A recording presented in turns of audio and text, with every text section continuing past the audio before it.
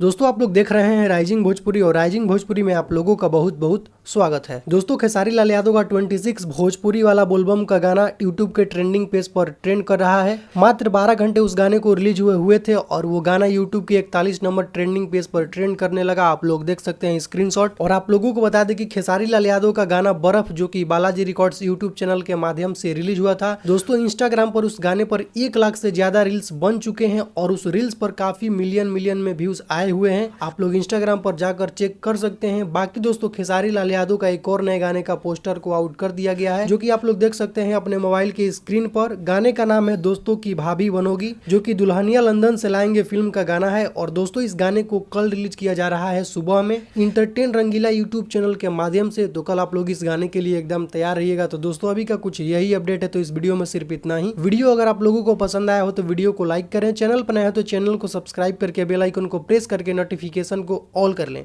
तो मिलते हैं एक नए वीडियो में। Thank you so much.